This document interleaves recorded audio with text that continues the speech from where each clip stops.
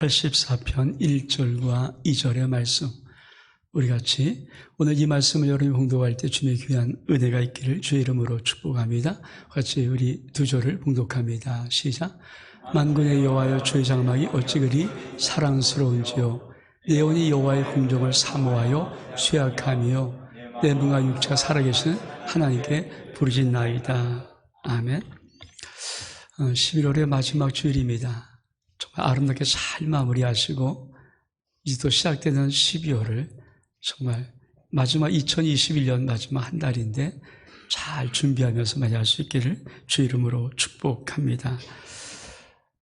저는 오늘 말씀의 제목을 사실은 어명이요, 어명을 받으시오, 이렇게 정했습니다.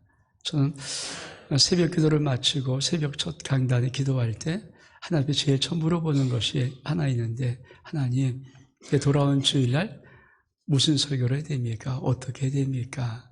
하는 말씀을 좀 묻습니다. 특별히 12월 첫 주부터는 예배를 회복하라는 그런 하나님의 귀한 마음을 가지고 있기 때문에 우리 온 성도들이 그동안 온라인으로 드렸던 성도들도 나와서 예배를 드릴 수 있도록 하기 위해서 하나님 말씀을 좀 무엇을 전할까 그러다가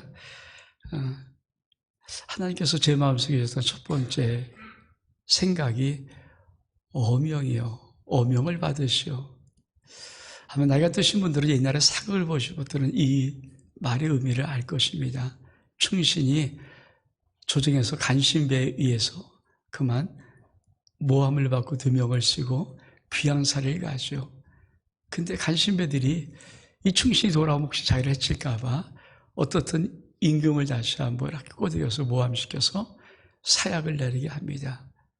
그러면 그 먼 귀양을 간 그 충신에게 정부에서, 그렇죠, 군사들이 와서 어명이요, 죄인은 어명을 받으시오. 제가 늘 사극을 봤던 그 드라마 속에는 돗자리가 깔리고 상이 놓이고 그 앞에 사약 한 사발이 놓여집니다. 그러면 이 충신은 그 돗자리 위에서 임금을 향해서 3배를 올리죠.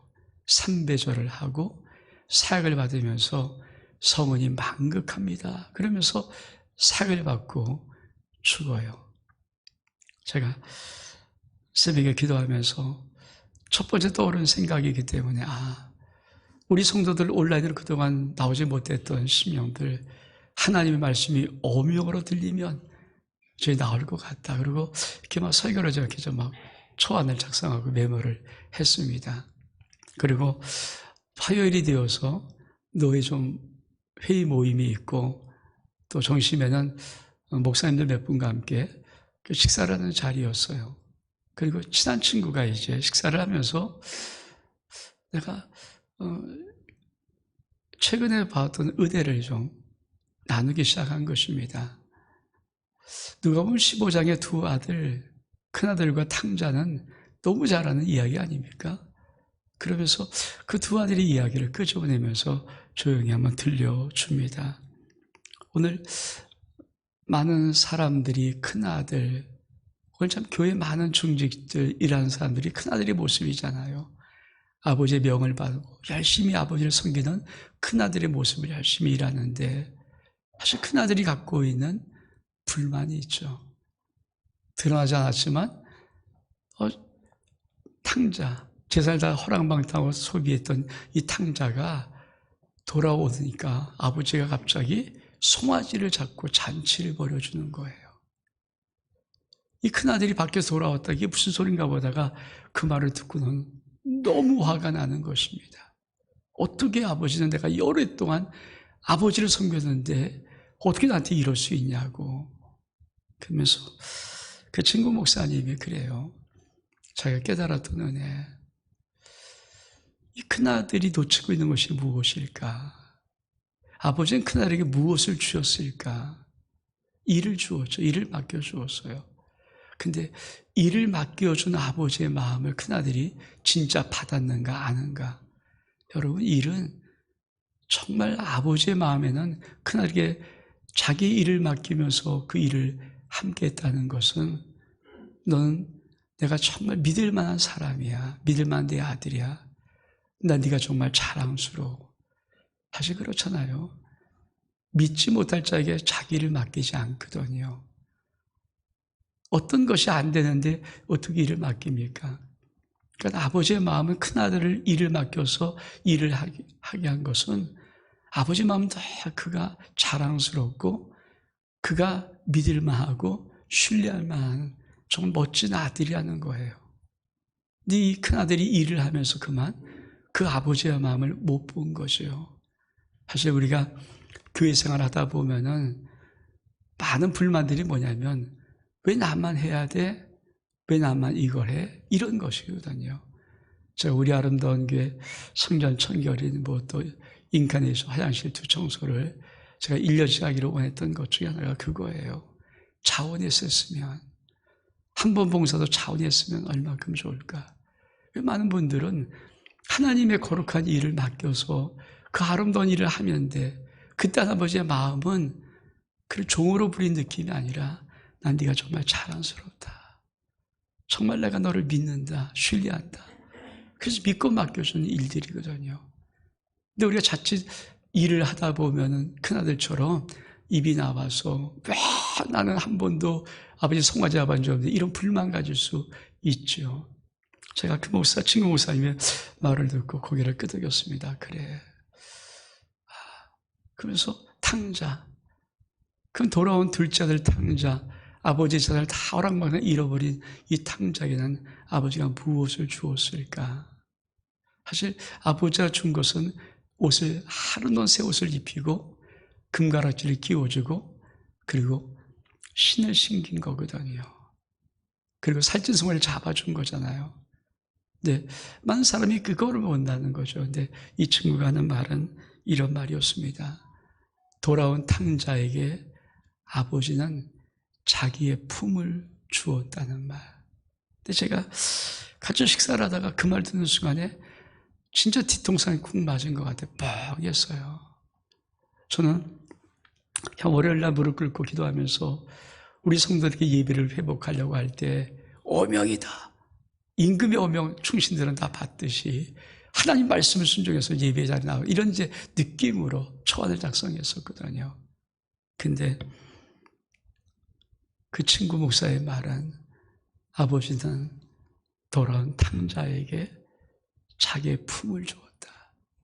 우리가 잘 아는 대로 저 멀리 있는 돌아온 아들을 아버지가 보고 뛰어가서 달려가서 끌어안고 목을 맞추고 입을 맞춘 거거든요. 품을 준 거죠. 제가 그 친구의 대화 속에서 그 말을 듣고는 한 주간 내내 묵상해 봤어요. 지금 우리 교회도 2년 가까이 한 주도 안 나오신 분도 있습니다.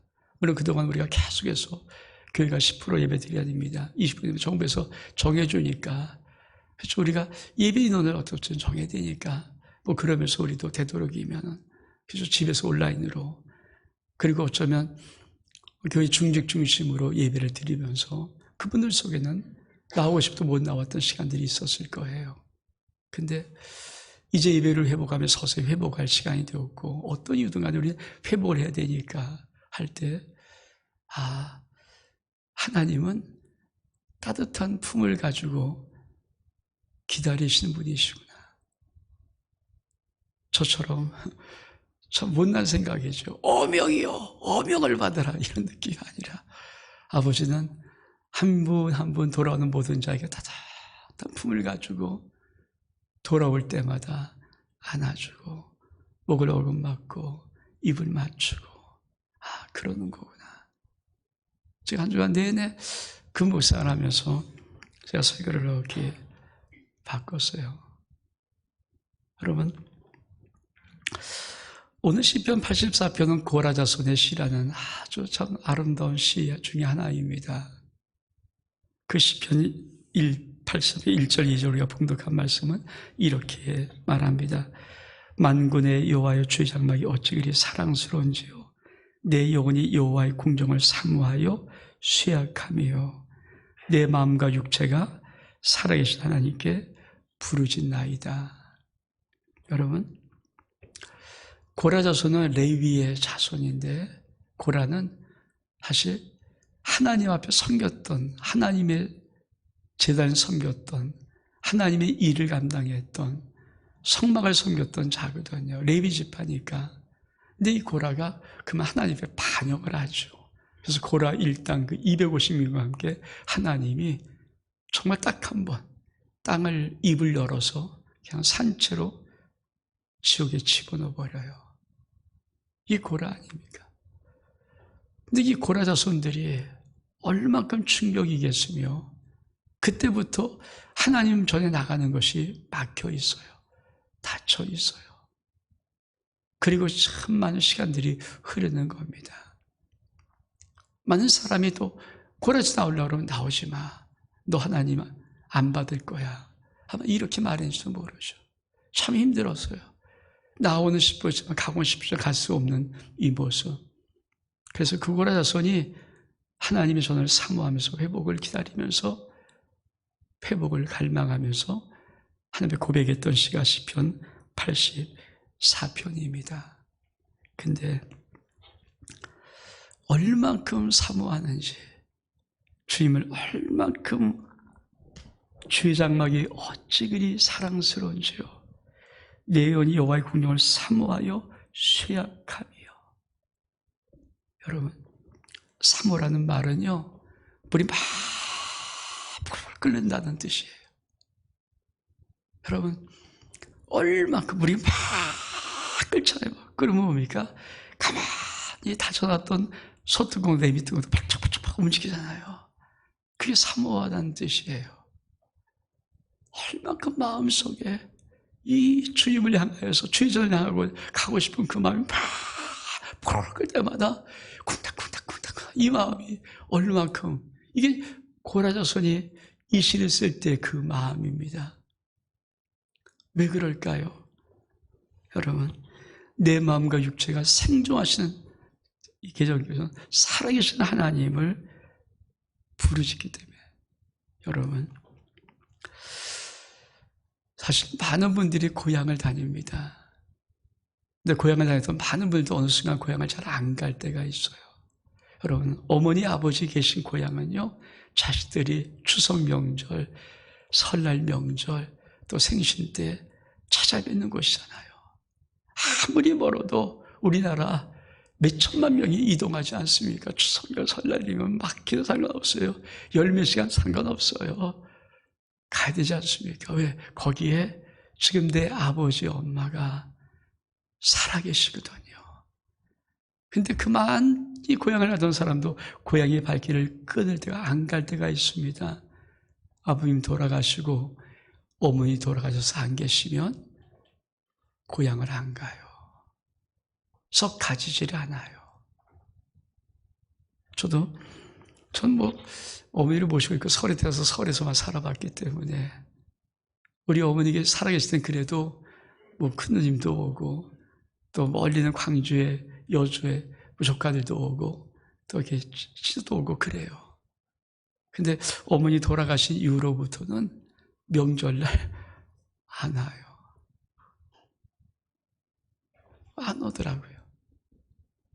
저도 그래도 처갓집이 영락동이니까 차로 한 20-30분이 가는 거리, 가까운 거리예요. 그래도 명절이 되면은 거기 가는 거 고향 느낌처럼 갔거든요. 그냥.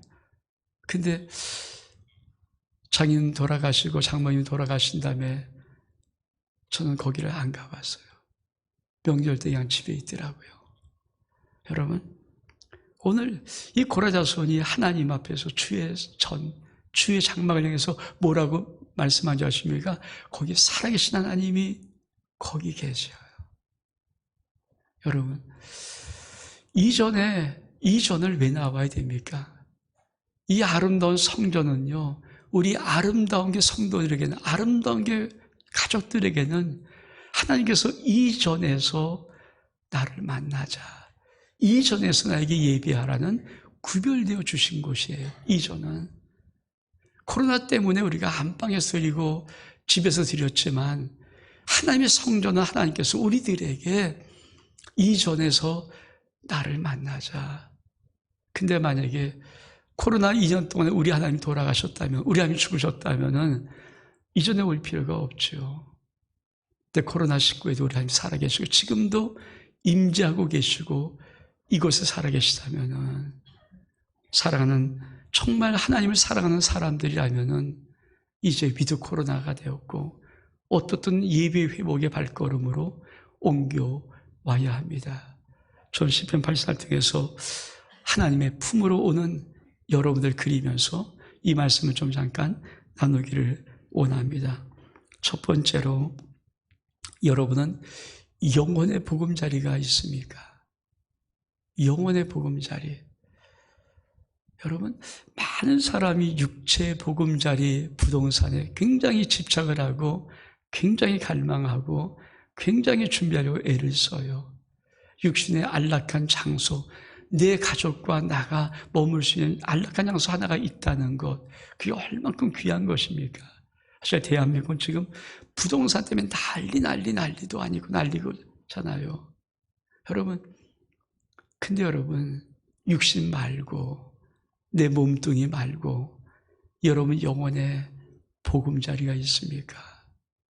정말 여러분 힘들고 어려울 때 안길 수 있는 영혼의 보금자리, 지치고 쓰러졌을 때 누군가의 품에 좀 안겨볼 수 있는 그 영혼의 보금자리가 여러분이 있습니까? 참, 여러분, 영혼의 보금자리가 하나님 아버지의 품이에요. 여러분, 사람들은, 그렇죠?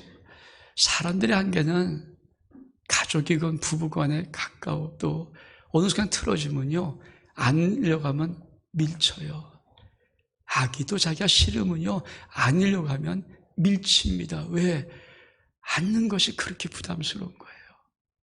좋을 때는 안는 감정이 참 좋고 사랑할 때는 안는 것이 정말 좋은 감정이지만 감정이 조금이라도 어긋나고 상하면요, 안는 것은 너무 괴롭고 힘든 불편한 감정이에요. 그래서 사람이 안으려면 밀칩니다. 애기들도 밀쳐요. 애기들 싫으면 밀쳐요. 여러분, 그게 인간의 품의 한계입니다. 여러분, 우리 하나님 아버지 절대 밀치지 않아요. 그리고 그 하나님 아버지는 언제 어떤 상황, 어떤 모습으로 가도 평안히 있을 수 있는 것이고 나를 안아줄 수 있는 것이고 나를 부드럽게 다듬어 줄 수 있는 것이고, 그리고 내 인생 속에 있는 모든 것들을 사람이 껴낼 수 있는 것, 그런 영혼의 보금자리가 여러분에게 있습니까? 여러분, 성경은 참 단어 하나를 참 재미있고도 정말 정확히 멋있게 써요. 우리 말씀 한번 볼까요? 시편 84편 3절의 말씀 시작. 나의 왕 나의 하나님 만군의 여호와여, 주의 자리에서 참소 제 집을 얻고 제비도 새끼들 보금자리를 얻었나이다. 이 고라자손이 하나님의 집을 보러 올 때마다 이 새는 날개 가졌으니까 휙 날아갈 거 아닙니까? 아무런 막히는 것이 날아가서 그 하나님의 성전에서 지저귀며 놀기도 하고 거기에 또 앉기도 하고 거기에 보금자리 틀기도 하고, 이런 거 볼 때마다 야, 참 좋겠다. 야, 넌 참 좋겠다. 그것이 바로 이 고라의 고백입니다. 근데 이 고라가 그 하나님 향해서 고백할 때 나의 왕, 나의 하나님, 여기까지 이해를 좀 하시겠어요? 근데 이렇게 세 번째로 고백합니다. 만군의 여호와여. 이 만군의 여호와란 말은 예흐바 체바오트란 원어입니다. 예흐바 체바오트. 어떤 뜻이냐면요, 언약을 성실히 이행하시는 하나님, 언약을 성실히 이행하시는 하나님, 이게 바로 만군의 여호와라는 그 말씀의 하나님이에요. 여러분, 왜 고라가 이 말을 하는지 아십니까? 하나님이 한번 약속한 것, 나 사랑하기로 약속해 주신 것, 나 도와주러 약속해 주신 것, 나 힘되어 주 약속하신 것, 나를 치러 약속하신 이 약속은요, 하나님이 살아계신 한 성실히 이행하십니다. 그게 영혼의 보금자리예요. 변질되거나 변덕스럽지 않아요. 변하지 않아요. 이게 하나님이에요. 그래서 고라가 말하는 거예요. 여러분, 왜 영원의 보금자리에 사람들이 없을까요? 사람의 품은 변해요. 감정 바뀌면 밀쳐내요. 감정 바뀌면 껴안는 게 너무 부담스럽고 싫어요. 근데 하나님 아버지는 우리에게 어떤 상황, 어떤 조건, 어떤 문제일지라도 내가 너 사랑해, 내가 너 도와줄게, 내가 너 치료해줄게, 내가 너 함께 있어줄게, 이 약속을 끝까지 이행하시며 실행하시는 하나님이십니다. 그러기에 그분은 영혼의 보금자리가 될 수 있어요. 여러분, 아버지 품으로 올 때마다 여러분이 영혼의 보금자리의 아름다움의 축복을, 은혜를 받을 수 있기를 주의 이름으로 축복합니다.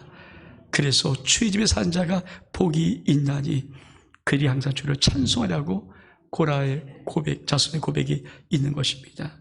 두 번째로 하나님 아버지의 품에서는 힘을 얻습니다. 우리 말씀 볼까요?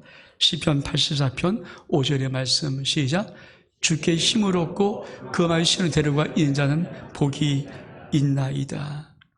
여러분, 주께 힘을 얻는 것, 하나님 아버지의 품은 이 힘이 있어요. 여러분, 엄마 아버지 살아계신 그 고향으로 자식들이 갈 때 보통 그 먼 거리를 한 걸음에 달려간다고 하잖아요. 특별히 정말 이 현실이 각박한 현대사회에서 힘들게 각박해 타지에 나와서 정말 고생하고 힘들게 산 심령일수록 어떤 아버지 엄마 계신 그곳에 가고 싶은 마음, 그래서 그곳에 좀 쉬고 싶고 그곳에 좀 안식하고 싶고 그곳에 좀 가서 엄마 아빠 좀 뵙고 싶은 그 마음, 그런 걸음걸이를 한 걸음에 달려간다죠. 한 걸음. 사랑하는 사람과 사랑하는 사람들에게 걸음걸이는 한 걸음이 맞거든요. 비틀비틀거리지 않잖아요. 한 걸음 달려가죠. 그게 바로 마음의 시원으로가 열려있는 자예요. 여러분, 정말 하나님 아버지가 어떤 품을 갖고 있는지를 알면은 우리가 이 세상 7일 동안 있다가 6일 동안 이 세상에 있다가 거룩한 주의 그 하나님 한 걸음 달려오고 싶은 이 마음이 생겨요. 마음의 시원으로 열려있는 자거든요. 그렇습니다. 저는 요새 좀 어르신들 나오면서 이렇게 오랫동안 안 나왔던 분이 나오면서 그분들이 이렇게 하나님 앞에 헌금하는 것이 이거 봐요. 그만큼 나오고 싶었으면 한 달에 11조, 큰 돈은 아니지만 이렇게 모아놓고 헌금을 모아놓고 또 한 달 더 모아놓고 나갈 수 없으니까 모아놓고 그리고 그 모아놓은 돈을 내가 주저 나올 때 하나님 앞에 올려드리는 그 마음 보면서 얼마큼 나오고 싶었을까? 얼마큼 그날을 헌금될 날을 기대하고 있었을까? 그게 신앙 아닐까요? 우리 심령 속에 하나님께 나갈 수 있는 귀한 것. 우리가 그동안은 법으로 나라에서 10% 20% 했으니까 참 이게 쉽지 않았고, 그러나 이제는 어떻든 위드 코로나가 되고 어떻든 회복을 해야 되니까 더 이상 우리가 예배를 멈출 수 없고 예배를 회복하는데 우리가 지체할 수 없어서 이 예배를 회복할 때 여러분 그 마음에 시원하게 열려있는 우리 모두 될 수 있기를 주의 이름으로 축복합니다. 그러면 그런 자 나올 때마다 아버지 품에 있을 때마다 힘을 얻어요. 그렇죠. 힘을 얻죠. 저는 고향에 가본 경험이 없어서 고향을 얘기를 못해요. 근데 저는 제가 막내다 보니까 우리 어머니 품은 알아요. 우리 어머니의 품을 저는 느껴요. 저는 늘 우리 어머니 앞에 있을 때 제가 목사라는 생각보다는 막내이고 싶은 마음이 많아요. 왜? 어머니의 그 품을 아니까.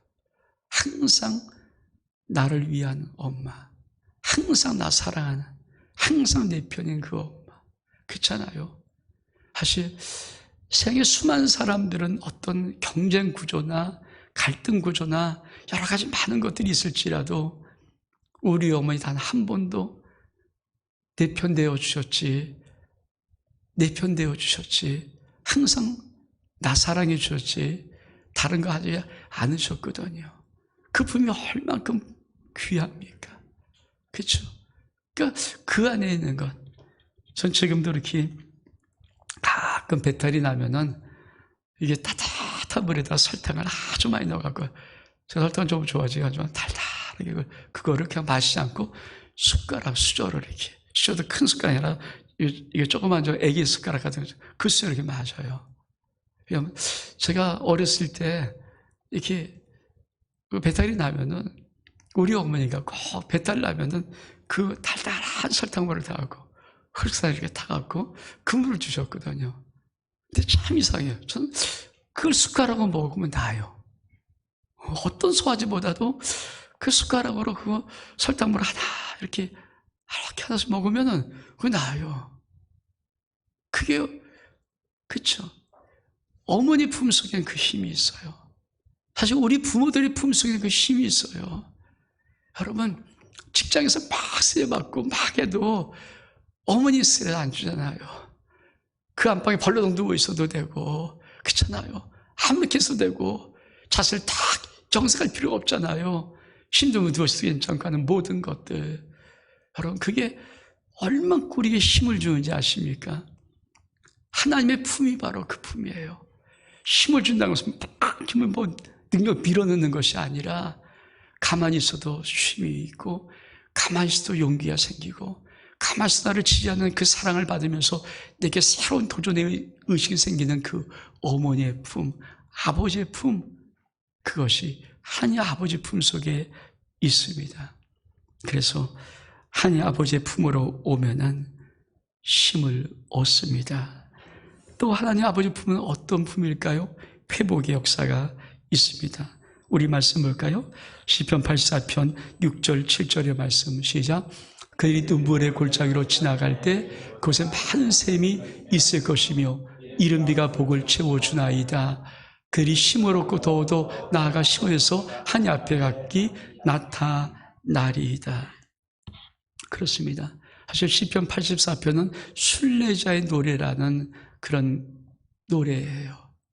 그러니까 주의 전 성전을 향해서 거룩한 시온성 예루살렘 향해서 걸어오는 순례자. 근데 그 순례자가 그 예루살렘의 하나님의 성전에 도착할 때까지의 그 길은 눈물 골짜기가 있어요. 이 눈물 골짜기가 바로 박하 골짜기입니다. 오늘은 박하거든요. 박하는요 고통과 고난 속에 메마른 땅을 말해요. 여러분 먼 길 오는 순례자에게 메마른 정말 척박한 땅은, 물이 없는 땅은 고통과 고난의 시간을 더해줄 뿐이죠. 그 골짜기. 사실 그렇죠. 우리가 월화수목금 토요일까지 저 세상에 살 때, 저 밖에서 살 때 여러분 얼만큼 치열합니까? 얼만큼 빡빡합니까? 얼만큼 힘듭니까? 그렇잖아요. 얼만큼 무섭습니까? 경쟁사회 아닙니까? 누가 나를 치게 올립니까? 아니잖아요. 치게 올려주는 것은 얼마 안 되고 짓밟지 못해서 안달인 같은 저 세상 속에서 살아가는 그 유괴간의 삶이 얼만큼 힘듭니까? 어쩌면 눈물 골짜기죠. 주일 하루를 기대하고 6일을 달려오는 그 길이 눈물 골짜, 박하 골짜기일지라도 메마른 골짜기일지라도 하나님은 반드시 아버지 품으로 오는 자들에게 많은 샘의 곳이 되게 하십니다. 이 복 있기를 축복합니다. 여러분이 월화수목금 토요일까지 저 밖에서 어떤 생활을 살더라도 거룩한 주일 하나님을 향해서 걸어오는 발걸음 속에서 회복의 역사가 있기를 주의 이름으로 축복합니다. 그뿐이 아니라 이른 비가 복을 채워줍니다. 이른 비, 농사에 꼭 필요한, 우리 모든 생존의 생명에 꼭 필요한 이른 비, 우리 추수에 꼭 필요한 이른 비가 하나님의 복으로 채워진 역사가 있습니다. 여러분 삶 속에 이런 놀라운 복 받기를 주의 이름으로 축복합니다. 그리고 하나님께 나면은 하나님이 우리의 얼굴을 봐주십니다. 시편 84편 8절 9절의 말씀 같이 한번 읽겠습니다. 시작. 만군의 하나님 여호와여 내 기도를 들으소서. 야곱의 하나님이여 귀를 기울이소서. 여러분, 시편 84편의 이 흐름을 아십니까? 여러분, 고향에 가서 엄마 아빠 보면 뭐해요? 이야기하자. 미주알, 고주알. 그동안 지냈던 일, 힘들었던 일. 사실 우리의 많은 신령들은요, 입을 열지를 못할 때가 더 많습니다. 여러분, 어떤 사람이 여러분의 속을 시원히 털어주시는 것이 몇 번 되겠습니까? 다 참고 살아요. 다 참고 살아요. 입을 시원하게 털어놓을 수가 없어요. 근데 아버지 엄마에게는, 정말 사랑하는 내 아버지 엄마에게는 그래도 지나간 어떻게 지냈어? 그러면 미주알, 고주알, 때로 힘들었던 일, 때로 어려웠던 것들, 이렇게 좋았던 것들 미주알, 고주알 얘기하는 거 아닙니까? 오늘 고라니 하나님이 뭐라고 말합니까? 만군의 여호와여, 내 기도를 들어주세요. 내 말에 좀 귀를 좀 기울여 주세요. 그렇게 말하는 거예요. 여러분, 하나님 전에 나와서 뭘 합니까? 이 예배드림 속에 여러분의 영혼이 하나님 향해서 말을 해요. 우리 하나님이 영이시기 때문에 우리 영 속에 있는 그 모든 것들 말하지 않아도요, 다 들으세요. 그렇죠? 가만히 있어 내 영혼 막 말을 해요. 찬양에도 말하고 기도에도 말하고 내가 말씀드려도 계속 내 영혼이 말을 한다고요. 근데 그걸 하나님은 다 들으세요. 그게 예배예요. 그게 아버지 속에 있어요. 전 여러분의 이런 은혜가 있기를 주를 축복합니다. 다 하세요. 그러면서 뭐라고 말씀하십니까? 우리의 방패신 하나님이여, 주께서 기름 부으신 자의 얼굴을 살펴보소서. 여러분, 부모가 제일 처음 자식이 달려오면 제일 처음 뭐예요? 얼굴 딱 보면 알아요. 너 이렇게 얼굴 상했니? 뭔 일 있었니? 너 왜 얼굴이 왜 그래? 이거 다 알아요. 여러분, 얼굴 보면 그 엄마의 마음속에, 아빠의 마음속에는 지금 이놈이 얼마나 힘들었구나, 지금. 그거 모릅니까? 얼굴이 상하고, 우리, 그렇잖아요. 여러분, 내 인생에 모든 걱정, 근심, 얼굴 다 나타났잖아요. 사람들도 보면, 야, 너 왜 얼굴 위해서 왜 그러니? 야, 얼굴 왜 침대에 있으니? 이렇게 말하고 끝나지만은, 엄마는 그러지 않아요. 아빠는 그러지 않아요. 왜? 얼굴 상했으면, 야, 못 먹으면서 벌써 청소가 나가서 고깃국 끓이고, 뭐, 어떻든, 그렇지 않습니까?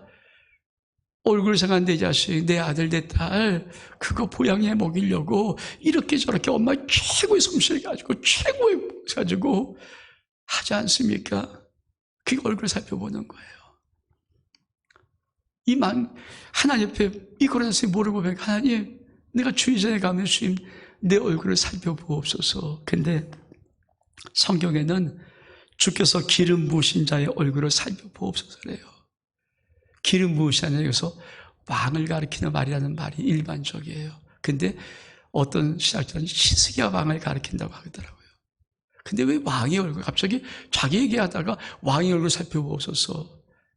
왜 그럴까요? 여러분, 그 당시에 선한 왕들은 그 얼굴이 백성의 얼굴이잖아요. 민심이 천심이듯이 백성이 힘들고 어려울 때 정말 착한 왕들, 선한 왕들은, 선군들은 슬퍼하고 걱정을 같이 하지, 정말 근심에 빛이 띄지 웃지 않거든요. 그렇지 않습니까? 백성이 자기인데. 그래서 이 왕의 얼굴을 살펴보는 하나님이 뭘까입니까? 백성의 얼굴을 아는 거예요. 즉 왕의 얼굴을 살펴보라는 그 말은 대표성을 가진 의미일 뿐이지, 실제는 하나님 내 얼굴 좀 살펴보옵소서. 여러분이 이 거룩한 주일 이 예배 자리에 나와서 가만히 앉아만 있어도 하나님 여러분 얼굴 다 보십니다. 다 살펴서 많이 힘든가 보구나.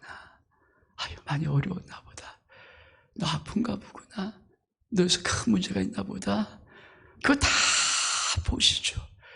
그냥 대충 하고 가지 않으세요. 여러분 얼굴 하나씩 하면서 다 보시면서 그 얼굴을 살펴보시는 하나님, 그 은혜가 아버지 품 안에 있어요. 주일이 거룩한 주일이 여러분의 심령 속에 이런 은혜가 있기를 주의 이름으로 축복합니다. 그러면 아버지 품은 어떤 축복이 있을까요? 아버지 저 축복의 선물이요. 우리 시편 84편 11절 말씀 같이 한번 읽겠습니다. 11절 12절 말씀 시작. 여호와의 하나님은 해요 방패시라. 여호와께서 의대와 영화를 주시며 정직하게 행한 자에게 좋은 것을 아끼지 아니할 것임이이다.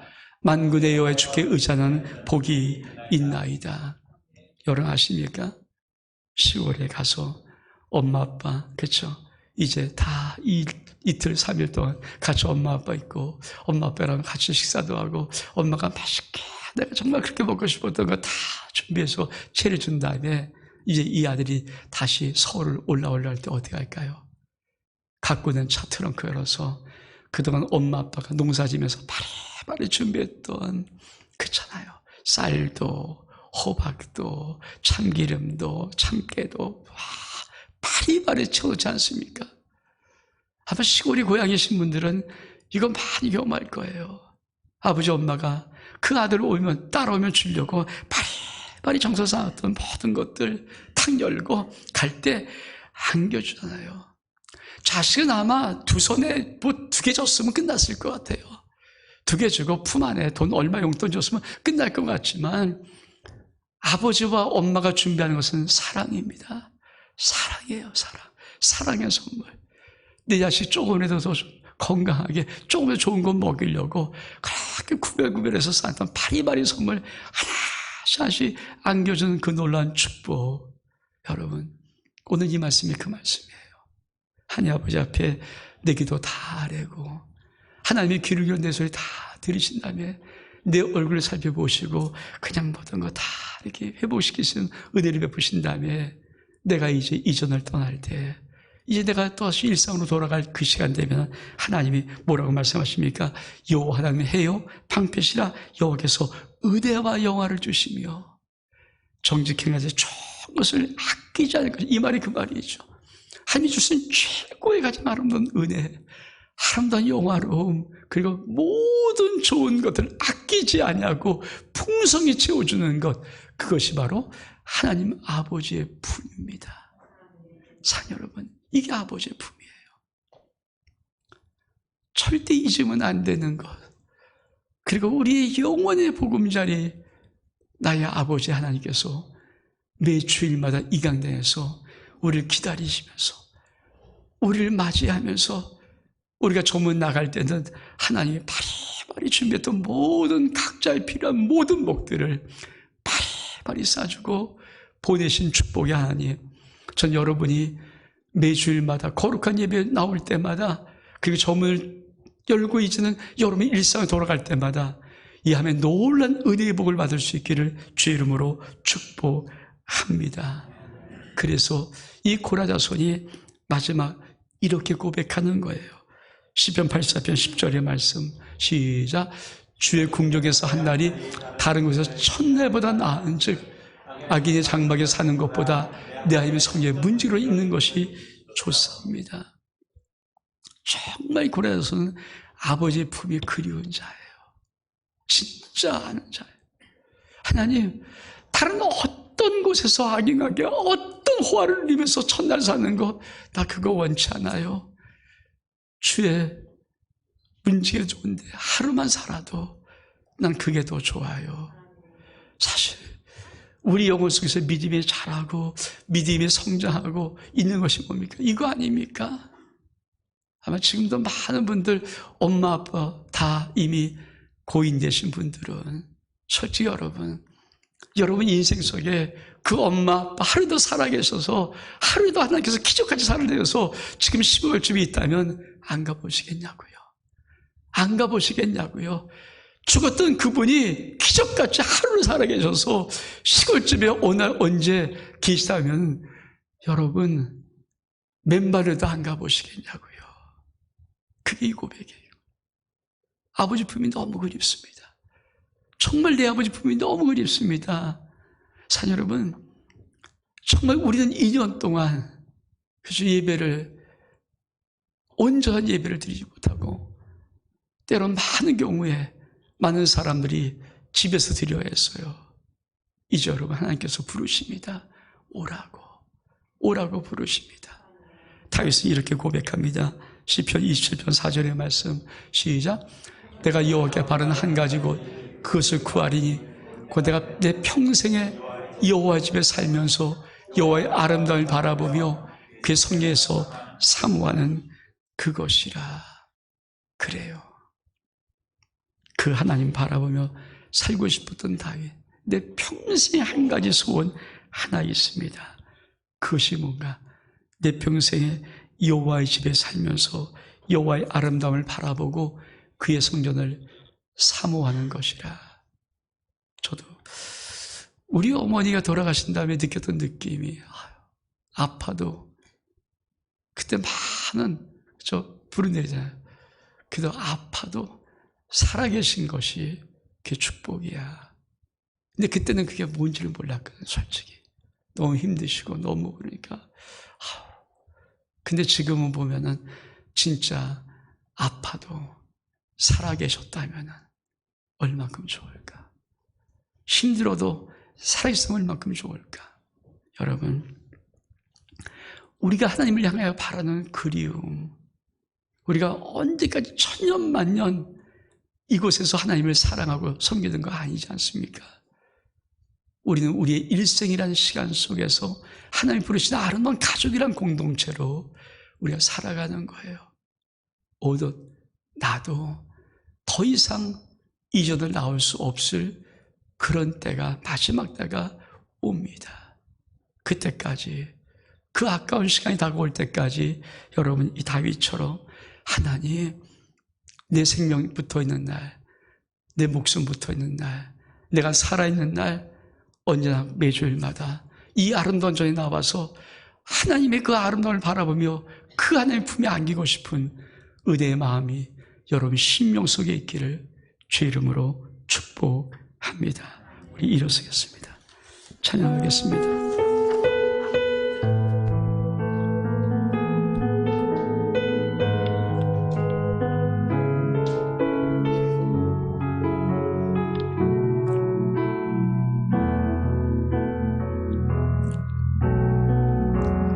따스한 성령이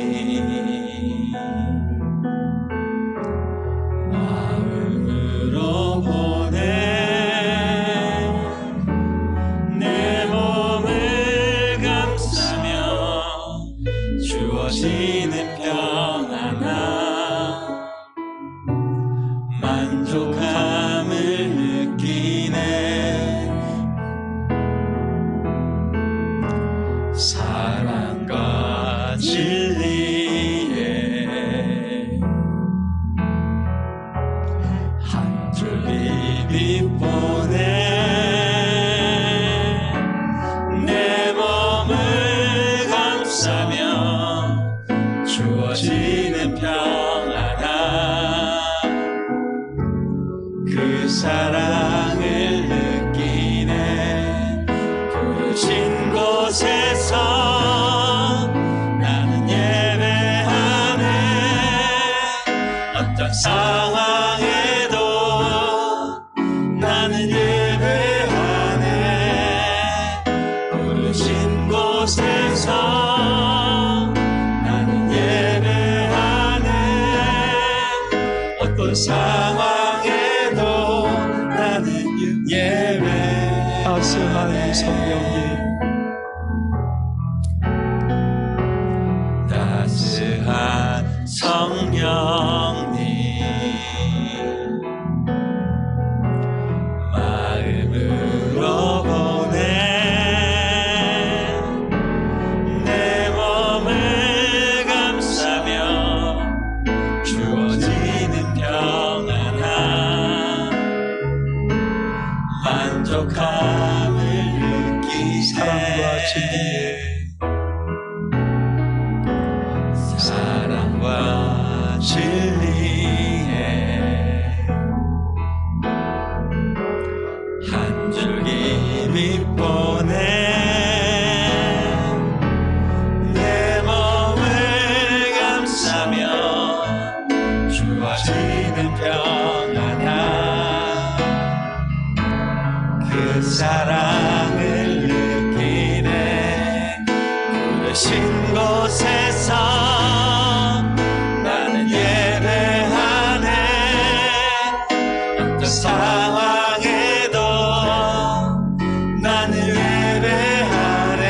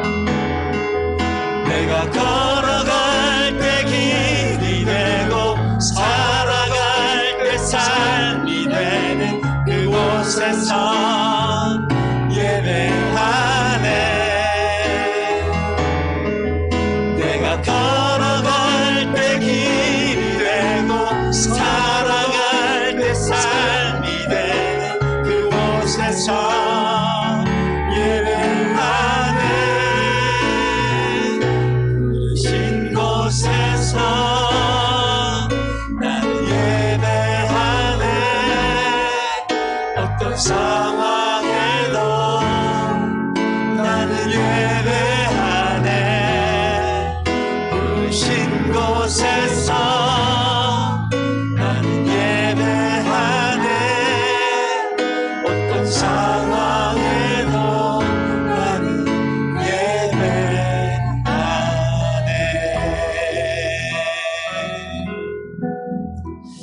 하나님 아버지 하나님의 그 다사로운 품, 우리 모든 성들이 매 주일마다 나올 때마다 그 아버지의 품 내어주시고 우리 모두가 그 품 안에 있기를 원합니다. 하나님, 그동안 나오지 못했던 우리 많은 신명들, 이 미드 코로나 시대에 아버지 품으로 한 걸음 한 걸음 심령 나올 때마다 하나님 따뜻한 품으로 안아주셔서 이곳에 아버지의 사랑, 아버지의 은혜, 아버지의 위로, 아버지의 축복, 아버지의 도우심 있는 놀란 주의 품을 느낄 수 있도록 축복해 주옵소서. 예수 그리스도 이름으로 기도하옵나이다.